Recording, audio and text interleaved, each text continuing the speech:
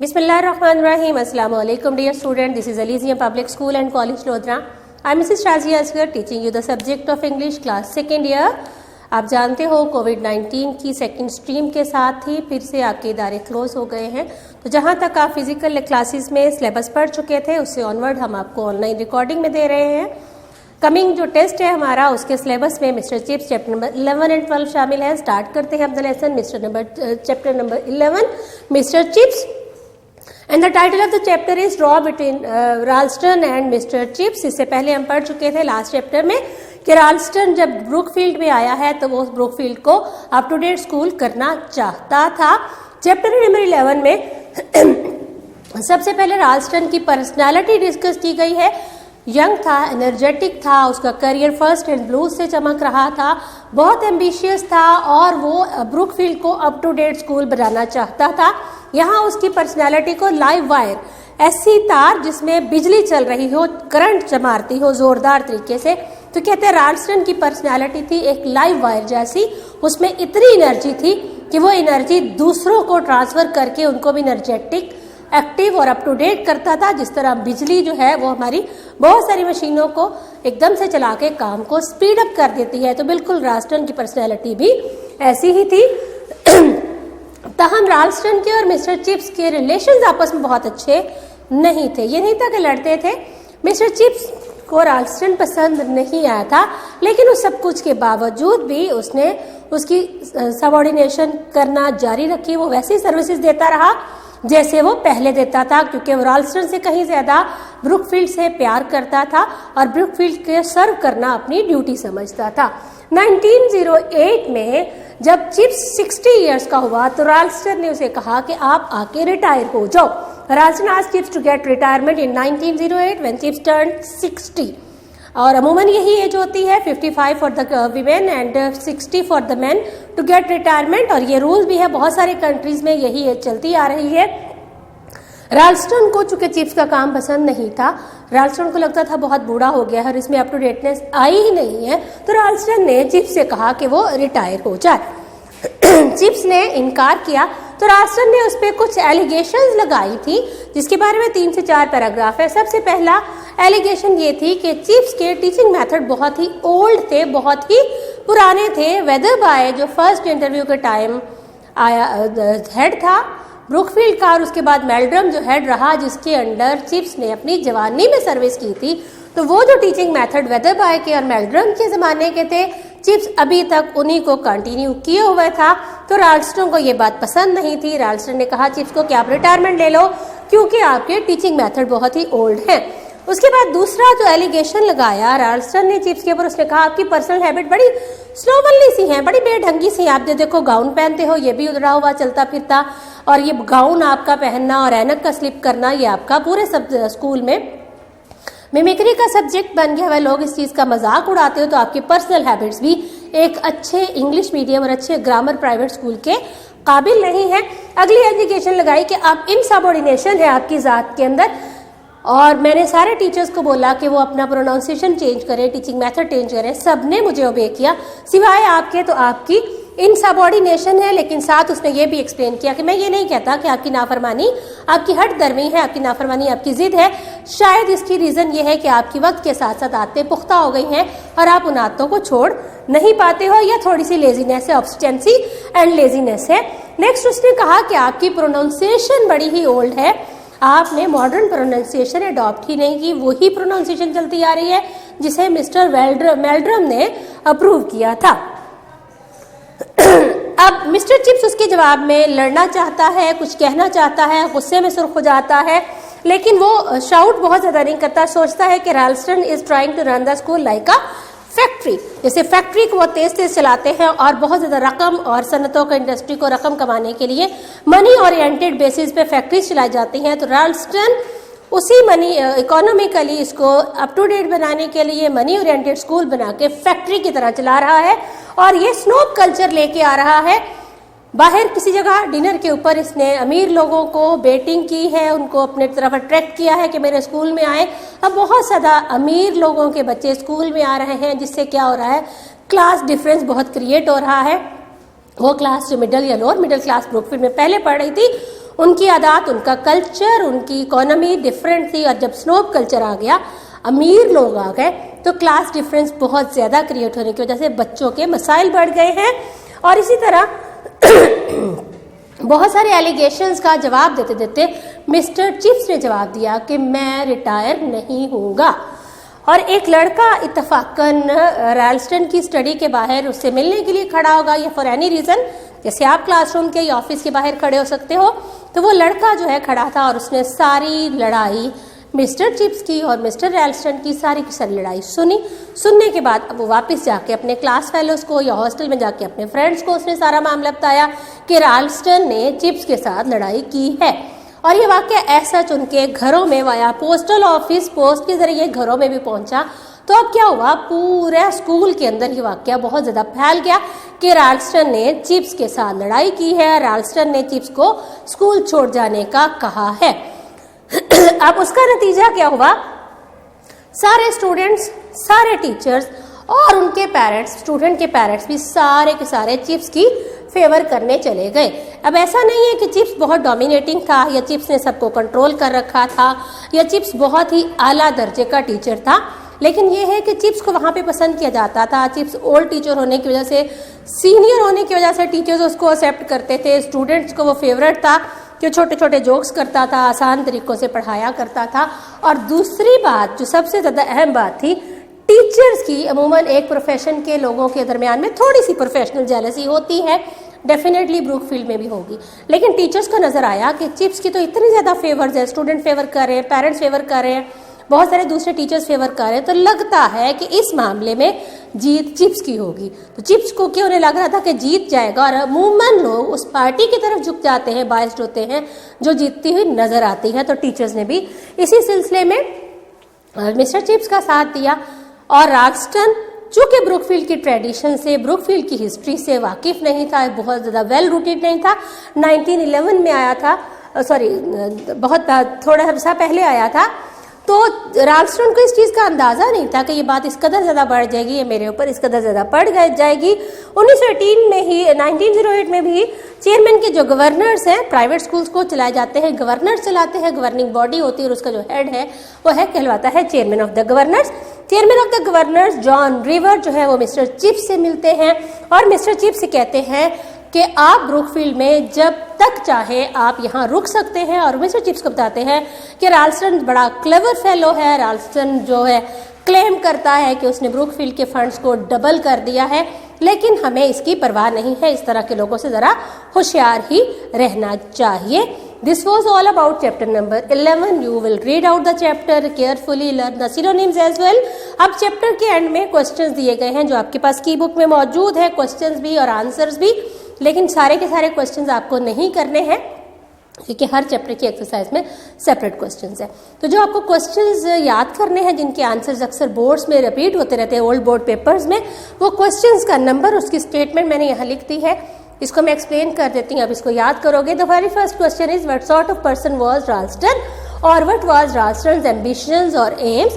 Question number 1 on your textbook, Ralston किस किस्म का शख्स था और उसके एम्स और एम्बिशंस क्या थे। रैल्स्टन यंग था, एनर्जेटिक था, लाइव वायर था, दूसरों को एक्टिव और एफिशिएंट बना सकता था, और उसके एम्बिशंस ये थे कि वो ब्रूकफील्ड को मनी वाइज भी, एकेडमिकली भी, और स्टेटस उसका ब्रूकफील्ड का बहुत ही ज़्यादा बढ़ा दे और उसको अप टू डेट करना चाहता था। Next is question number 10, what led Ralston and Chips into a row और क्वर, और why did Chips and Ralston quarrel, क्यों लड़े थे, कौन सी चीज थी जिसने रैल्स्टन और चिप्स को आपस में उलझा दिया। चीज़ यही थी कि 1908 में जब चिप्स 60 का हुआ तो रैल्स्टन ने उसे कहा कि वो रिटायर हो जाए। चिप्स ने रिटायर होने से इनकार कर दिया और इस बात पर दोनों का झगड़ा हो गया। Next is question number 12, what did Ralston say about chips इनसबऑर्डिनेशन, रैल्स्टन ने चिप्स की हुक्म अदूली के बारे में क्या कहा। रैल्स्टन ने कहा कि उसकी पर्सनल हैबिट्स स्लोवनली हैं, उसके टीचिंग मेथड्स बहुत पुराने हैं और वो इनसबऑर्डिनेशन का भी मुर्तकिब होता है, शायद जानबूझ के नहीं लेकिन ऑब्स्टिनेंसी की वजह से और लेजीनेस की वजह से रैल्स्टन इनसबऑर्डिनेशन करता है। Number 18, what did Chips think at the end of the row, आखिर में उसने सोचा, क्या चिप्स ने लड़ाई के दरमियान में या तकरीबन जब ख़त्म होने वाली थी, क्या सोचा? चिप्स ने सोचा कि राल्स्टन स्कूल को एक फैक्ट्री की तरह चला रहा है, अमीर लोगों को लेके आ रहा है और प्रमोशन को ख़राब कर रहा है, स्नोब कल्चर पर मबनी एक नया कल्चर यहाँ पे इंट्रोड्यूस करवा रहा है। Number 22, what was it according to Chips which Ralston was destroying by bringing the rich boys in the Brookfield? Brookfield के अंदर पहले मिडिल क्लास या लोअर मिडिल क्लास थी। राल्स्टन अमीर लड़कों को ब्रुकफील्ड में लाके क्या खराब कर रहा था? तो सेंस ऑफ प्रपोर्शन है जो पहले से चलती आ रही थी, ब्रुकफील्ड के कल्चर में शामिल थी, अब उस प्रपोर्शन को ब्रुकफील्ड में अमीर लड़के लाके राल्स्टन खराब करने जा रहा था। Question number 25, did Ralston know about Brookfield and its traditions? क्या राल्स्टन को ब्रुकफील्ड और इसकी रवायात का इल्म था? नहीं इल्म था, बिल्कुल भी नहीं जानता। राल्स्टन अभी न्यू आया था और वो उसकी ब्रुकफील्ड की ट्रेडिशंस को नहीं जानता था और उसकी टफनेस को नहीं जानता था कि ब्रुकफील्ड अपने डिफेंडर्स को, अपने फॉलोअर्स को, अपने लवर्स को किस कदर ज़्यादा ओन करता है, किस कदर ज़्यादा वो उसको पसंद करता है और कितना वो उनका साथ देगा। शायद अगर राल्स्टन ब्रुकफील्ड की ट्रेडिशंस की टफनेस को जानता होता तो वो चिप्स के साथ पंगा ही ना लेता। Next question number 29, what was the reaction of the masters to the row between Ralston and the Chips? Ralston और चिप्स के दरमियान में झगड़ा हुआ तो टीचर्स का क्या रिएक्शन था? सारे के सारे टीचर्स जो चाहे चिप्स को पसंद करते थे या ना पसंद करते थे, वो इस रो में मास्टर चिप्स को विनर समझ रहे थे और विनर समझकर वो सारे के सारे चिप्स की तरफ झुकाव रखते थे। नेक्स्ट 2 क्वेश्चंस हैं, सिर्फ इनका नंबर मेंशन कर रही है chips. Number 33, chips retirement. What did chairman of the governor tell Chips about his retirement? What did chairman of the governor or Mr. John tell Chips about retirement?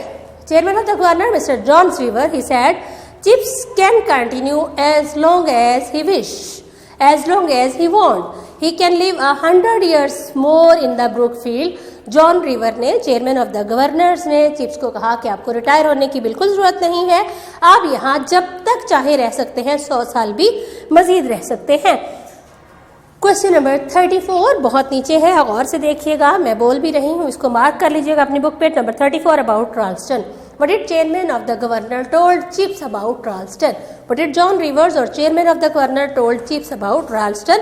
chairman of the governor ने chips को राल्स्टन के बारे में क्या बताया? Chairman of the governor ने chips को राल्स्टन के बारे में बताया था कि बहुत क्लेवर फेलो है, क्लेम करता है कि इसने स्कूल फंड्स को डबल कर दिया, लेकिन इस तरह के लोगों से ज़रा होशियार ही रहना चाहिए और हम केयर नहीं करते, वो चाहे रहे या वो चाहे चला जाए, लेकिन Chips should stay and Chips must stay and afterward Chips had stayed there. Next let us move to chapter number 12, mister Chips. 1908 में चैप्टर नंबर 11 में मिस्टर चिप्स की और राल्स्टन की लड़ाई होती है। अब 1911 में राल्स्टन को एक अच्छे स्कूल की हेडशिप ऑफर हुई, तो Ralston left Brookfield to better himself. खुद को बेहतर बनाने के लिए राल्स्टन ने ब्रुकफील्ड को 1911 में छोड़ दिया। चिप्स को निकालना चाहता था, लेकिन उसके बाद उनके दरमियान में चेयरमैन ऑफ द गवर्नर से चिप्स को कहा रहो, और रहा चिप्स 1908 से लेकर 1911 तक। लेकिन चिप्स ने राल्स्टन के साथ कम से कम वास्ता रखा, बस अपने काम से काम रखा और उसके साथ उसने अपने मामलात बहुत कम रखे और दोबारा नहीं उलझे। 1911 तक दोनों इकट्ठे काम करते रहे। 1911 में Ralston was offered a headship of a better higher school and he left Brookfield to better himself. खुद को बेहतर बनाने के लिए उसने ब्रुकफील्ड छोड़ दिया। चिप्स फिर वहीं पे रहा। चिप्स को ऑफर की गई कि हेडशिप ले, लेकिन चिप्स ने कंटिन्यू रखी टीचिंग। 1913 में चिप्स को जो है बीमार हो गया, ब्रोंकाइटिस हो गया उस चेस्ट का, और ब्रोंकाइटिस का पेशेंट था। गले की झिल्ली की सोजन होगी ब्रोंकाइटिस की वजह से। काफ़ी लंबा अरसा, तकरीबन पूरा विंटर टर्म, बहुत लंबा अरसा ये बीमार रहा। और चिप्स ने खुद सोचा कि अगर वो काम नहीं कर सकता तो बेटर है कि वो रिज़ाइन कर दे, क्योंकि पूरा विंटर टर्म एब्सेंट होने की वजह से वो अपना काम या अपनी ड्यूटीज़ प्रॉपर नहीं कर पाया। तो चिप्स ने सोचा कि अगर वो अपनी ड्यूटीज को प्रॉपरली पे नहीं कर पा रहा तो it is better for him to get retire and he got retirement in 1913। जुलाई 1913 में चिप्स को फेयरवेल पार्टी दी गई, यानी स्कूल से उसको अलविदा कह दिया क्या रिटायरमेंट की वजह से। और फेयरवेल की जो स्पीच है वो बहुत ही दिलचस्प है, बहुत इंटरेस्टिंग है, छोटे छोटे इसमें जोक्स हैं। और जितनी उसको हिस्ट्री ब्रुकफील्ड की याद थी उसके बारे में छोटे छोटे लतीफे भी थे। और कहते हैं चिप्स की स्पीच तो बहुत छोटी थी लेकिन ये बहुत लंबी हो गई क्योंकि लाफ्टर्स की वजह से ये इंटरप्ट होती थी बार बार। वो जोक सुनाता था, बच्चे हंसते थे और उसमें थोड़ा टाइम लग जाता था, वो फिर वापस आता था और अगली बात हो जाती थी। तो चिप्स ने अपनी फेयरवेल की स्पीच में जो इम्पोर्टेंट चीज़ें मेंशन की वो ये थी, कैप्टन ऑफ द स्कूल।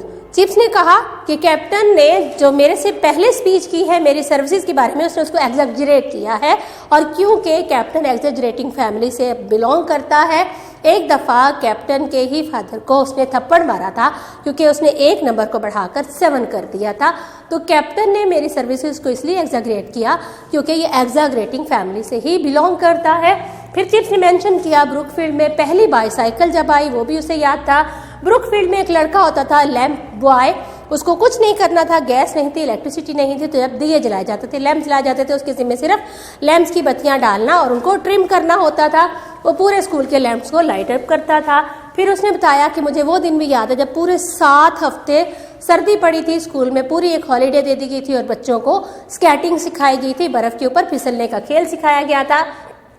फिर उसने उस दिन को मेंशन किया कि जब जर्मन मीजल्स फैला, इसको रेब्यूला भी कहते हैं, तो पूरा जो हमारा बिग हॉल है जिसमें क्लास लगती थी इसको हॉस्पिटल वार्ड में कन्वर्ट कर दिया गया, इतने ज़्यादा बच्चे बीमार हुए। ये छोटे छोटे वाक़यात उसने अपनी स्पीच में मेंशन किए कि मुझे ब्रुकफील्ड से इतना प्यार है और मैं ब्रुकफील्ड को बहुत पुराने ज़माने से याद रखे हुए हूँ। उसके बाद वेस्टबर्डन चला गया अगस्त 1913 में और 19 जुलाई 1930 में फ्री हो गया। अगस्त 1913 में रेजिग्नेशन के बाद कि वेस्टबर्डन गया, वेस्टबर्डन ये अपने इलाज के लिए गया था क्योंकि he was suffering from bronchitis. और वेस्टबर्डन में वो एक जर्मन मास्टर हर्स्टेफल के साथ रुका। हर्स्टेफल का और जर्मन मास्टर का स्पेशली इसलिए बताया गया है कि अगले ही साल 1914 में फर्स्ट वर्ल्ड वॉर के दौरान में जर्मनी और बरतानिया एक दूसरे के खिलाफ लड़े, लेकिन चूंकि ये जर्मन मास्टर हर्स्टेफल के साथ रहा था वेस्टबर्डन में और इसकी बड़ी अच्छी दोस्ती हो गई थी, तो इसने इस जर्मन मास्टर को लड़ाई के दौरान में भी, लड़ाई के बाद भी उसको अहमियत दी, एज अ एनिमी नहीं, एज अ फ्रेंड। हालांकि जर्मनी बरतानिया का दुश्मन था वर्ल्ड वॉर के दरमियान में, लेकिन इसने जर्मन मास्टर हर्स्टेफल को एज ए फ्रेंड याद रखा और इसके मर जाने पर, जंग में लड़ाई के दौरान मर जाने पर भी इसने अपने हीरोज के साथ अपने दुश्मन हर्स्टेफल को भी मेंशन किया था। लेकिन उसके पीछे कॉज ये है कि वो अगस्त 1913 में वेस्टबर्डन गया, इस टीचर के यहाँ रुका रहा, उसको उसकी हॉस्पिटैलिटी की, ट्रीटमेंट दी, तो इनकी बहुत क्लोज फ्रेंडशिप डेवलप हो गई थी। उसके बाद इलाज के बाद मिस्टर चिप्स वापस आ गए और मिसेस विकेट के यहाँ ही दोबारा क़याम किया। अब अगले चंद पैराग्राफ में बताया गया है कि रिटायरमेंट के बाद मिस्टर चिप्स क्या करता था, क्योंकि आप पहले पढ़ चुके हो कि मिस्टर चिप्स ने शादी की थी, उसकी बीवी और उसका नौज़ायदा बच्चा, उसकी डेथ हो चुकी थी और उसके बाद उसने कभी भी शादी नहीं की। तो अब उसके पास बीवी नहीं है, बच्चे नहीं हैं, पेइंग गेस्ट के तौर पर रह रहा है, तो उसका लाइफ प्रोसीजर उसके आफ्टर रिटायरमेंट था, क्योंकि स्कूल की एक्टिविटीज़, जॉब की एक्टिविटीज़ भी ख़त्म हो गई। तो चिप्स की एक्टिविटीज़ क्या थी, ये डिनर्स को अटेंड करता था, हेडमास्टर के साथ भी, टीचर्स के साथ भी, स्कूल के जो एनुअल डिनर्स थे उसको अटेंड करता था। ब्रुकफील्ड की जो डायरेक्टरी है, नई डायरेक्टरी हर नए आने साल वाले साल की, उसकी ये एडिटिंग करता था। He took on the preparation और editing of the new Brookfieldian directory. उसके बाद ओल्ड बॉयज़ क्लब की प्रेसिडेंसी भी इसने एक्सेप्ट कर ली थी। जितने भी ब्रुकफील्ड के ओल्ड बॉयज़ हैं उन्होंने एक क्लब बना लिया था जहां वो एनुअली मुलाकात करते थे। And mister chips accepted the presidency of Old Boys Club. Mr. Chips wrote articles for the Brookfield magazine, सालाना जो एनुअल मैगजीन निकला करता था।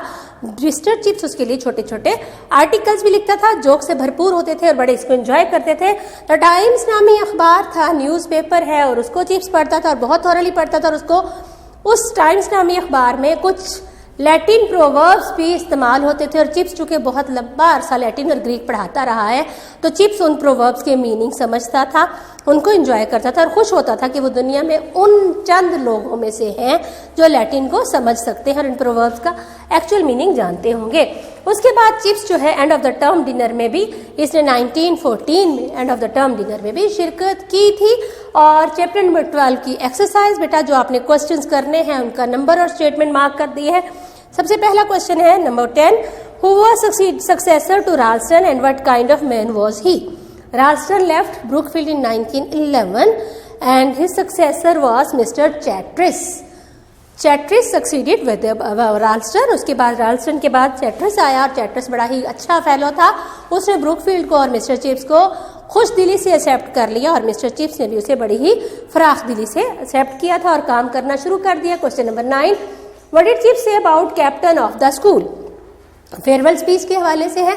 कैप्टन ऑफ द स्कूल के बारे में चिप्स ने कहा the captain has exaggerated his services. He did so because he belonged to an exaggerating family. Once he trashed his father for exaggerating one number into 7. तो ये captain के बारे में कहा. What important events of Brookfield did Chips mention is through Brookfield speech, farewell speech. अपनी farewell speech में chips ने कौन कौन से इवेंट्स को मेंशन किया? He mentioned the captain of the school. He mentioned first bicycle, he mentioned first the lamp boy, he mentioned the 7-week frost, he mentioned German measles, etc. He mentioned some other things, etc. which he has witnessed during his stay at the Brookfield. Number 15, what is German measles? और ये question board के paper में what is Rubella के नाम से भी आया है. रेब्यूला जर्मन मीजल्स है, जिस तरह हमारे यहाँ मीजल्स होते हैं, ये बीमारी का नाम है और इसकी वजह से बहुत बच्चों को ये हुई थी. कंटेजियस डिजीज है, एक से दूसरे को लग जाने की वजह से हॉस्टल में बहुत सारे लड़के जर्मन मीजल्स में मुब्तला हो गए थे, जिसकी वजह से बड़े हॉल को हॉस्पिटल वार्ड में बदल दिया गया था. सॉरी.